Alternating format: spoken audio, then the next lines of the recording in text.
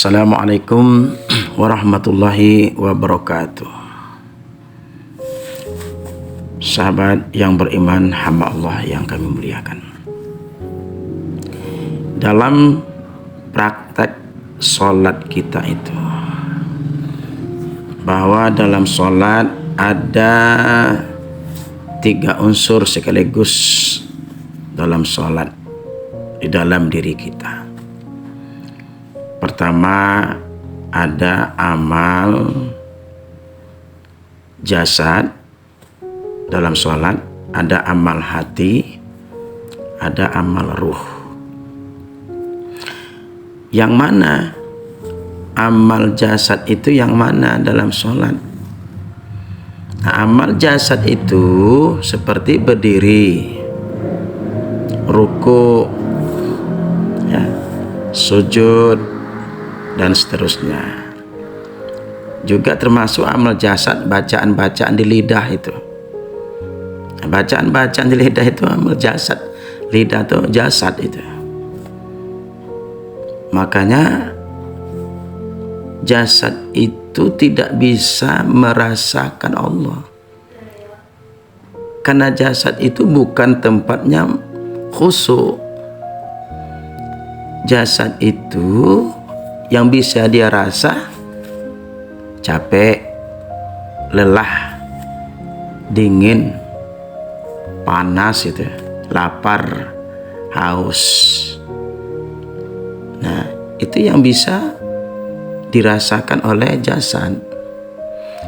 Makanya siapa saja yang sembahyang merasa jasad sampai mati, ya sholat nggak bisa khusyuk. Karena yang dia rasakan sholat itu bagian jasad, hanya merasa jasad, yang sholat. Sementara tempat khusyuk itu bukan di jasad. Jadi banyak orang tertipu. Yang penting kita sudah sholat. Yang penting sudah sholat. Memang iya, sholatnya sah. Tapi sholat yang diterima oleh Allah itu bukan sholat bagian jasadnya saja. Sholat yang terima itu sholat yang sudah tersambung, yang sudah bisa terhubung atau khusyuk kepada Allah. Nah, sholat itu yang bisa diterima oleh Allah, sholat yang sudah khusyuk. Maka beruntunglah orang yang beriman. Qad aflahal mu'minun.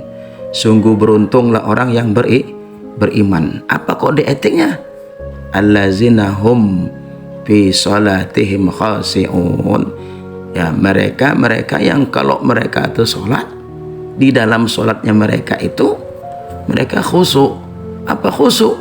Tersambung, terhubung, terkoneksi hatinya kepada Allah. Itu yang sholatnya disebut sholat yang beruntung. Orang yang beruntung imannya yang sudah beruntung. Jadi sholat yang khusyuk, bukan sholat jasad. Gitu. Ada amal hati. Amal hati. Jadi sholat itu ada bagian hati, ada amal hati. Ya, amal hati itu masuk khusyuk. Lalu hati bagaimana bisa khusyuk? Kalau di dalam hatinya itu bersarang benda-benda dunia, awan-awan kebendaan di dalam hatinya terlalu banyak, dia nggak bisa hatinya memandang ke Allah, tidak bisa ingat kepada Allah, tidak bisa khusyuk kepada Allah. Karena hatinya gelap, apalagi ditambah dengan kecelaan hati. Seperti ada orang sholat hatinya masih iri, ada orang sholat tapi masih dengki, hasud atau hasad. Ada juga orang sholat tapi masih takabur. Ada orang sholat tapi masih buruk sangka. Bahkan ada yang sholat tidak berhasil, di luar sholatnya suka berkelahi. Ini bukan sholat khusyuk ini. Karena hasil sholat itu mencegah perbuatan keji dan mungkar. Inna sholata tanha anil fahsya'i wal munkar.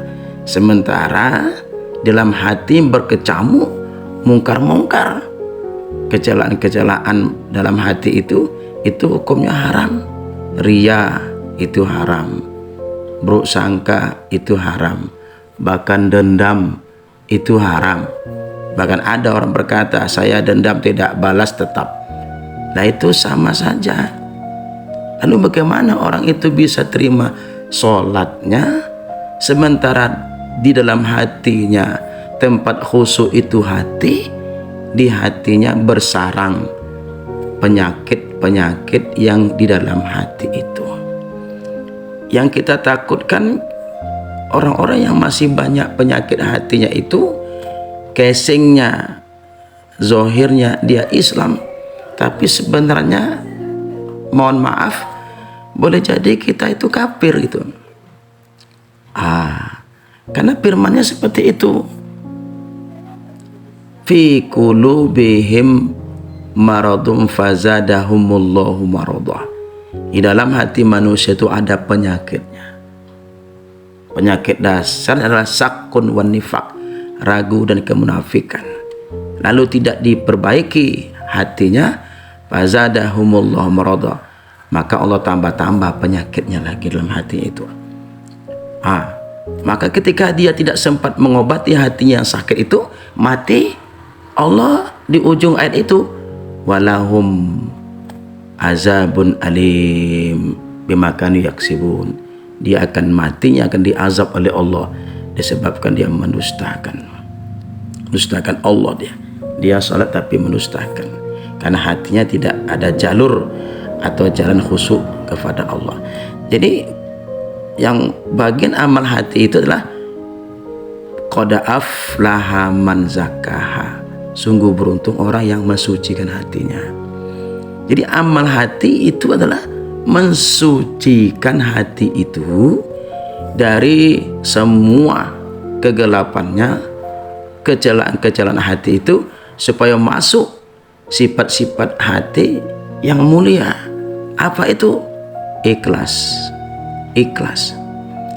Karena kita katakan laporan seluruh hidup kita itu kita lapor pada Allah lillah wa mahyaya, itu semua proses hidup kita sampai ke wa mamati kita lapor lillah.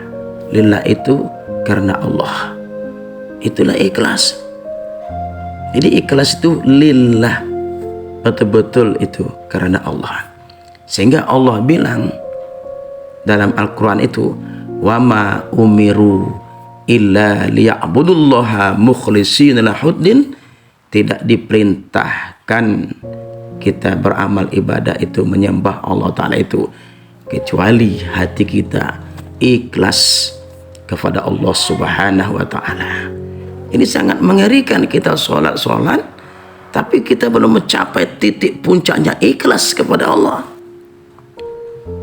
Maka perlulah hati itu bermakrifah kepada Allah supaya sholatnya itu bisa teringat kepada Allah. Arti makrifah itu mengenal Allah, karena yang bisa ingat itu hanya yang sudah dia kenal, yang sudah dia lihat, yang sudah dia kenal. Yang itulah ya, orang yang sudah mengenal itulah yang bisa ingat ya kepada Allah. Maka sebelum sholat, awaludin ma'rifatullah, awal agama mengenal Allah. Makanya naik ke kelas berikutnya ada amal ruh. Apa itu amal ruh? Amal ruh itu tauhid, mengesahkan Allah. Disitulah kita merasai bahwa tidak ada yang lain. Maksud tidak ada yang lain, la ilaha tidak ada ruh yang kuasa, tidak ada ruh yang bisa alim, tidak ada ruh yang berkehendak. Yang nyata di situ, yang dirasa di situ, tidak ada lain kecuali Allah. Jadi Allah lah yang berkuasa pada segala sesuatu, termasuk ruh itu sesuatu, apalagi jasad. Lalu bagaimana dia bisa khusyuk kalau dia tak merasai, tidak mengenal bahwa dia rasa, dia pikir dia bisa sembahyang itu adalah kuasanya sendiri, dia bisa sholat itu alimnya sendiri, dia bisa mengerjakan ibadah itu dengan kuatnya sendiri, dia merasa dengan ilmunya sendiri dia bisa sampai kepada Allah. Inilah kalau ruhnya tidak bermakrifah pada Allah, sehingga ruhnya itu pulang tidak tahu jalan kembali karena ruhnya sudah sumum, buta kepada Allah. Ini disebut dengan oleh Allah dalam Al-Quran, summum bukmum umyum fahum la yarji'un. Jadi ruh atau hati itu sudah buta kepada Allah, dia tuli, dia bisu, dia buta, dia keluar ruh itu, fahum la yarji'un, dia nggak bisa kembali kepada Allah. Nah, inilah yang kita takutkan, sholatnya sampai kepada ruhnya tidak bermakrifah kepada Allah. Kalau soal sah, ya sholatnya sah, tapi apakah hatinya, amal hatinya bisa ikhlas, dan apakah ruhnya merasa la haula wala quwata illa billah? Karena dalam sholat itu mesti kita merasakan daya dan kuat kita itu tidak ada, tapi daya dan kuat kita itu sebenarnya adalah daya dan kekuatan Allah itu sendiri secara makrifah, secara hakikat. Jadi marilah kita sama-sama, ya, selagi ruh kita belum diambil, belum dicabut oleh Allah, ya, kita bersama belajar bermakrifah, mengenali diri kita, siapa sebenarnya diri kita.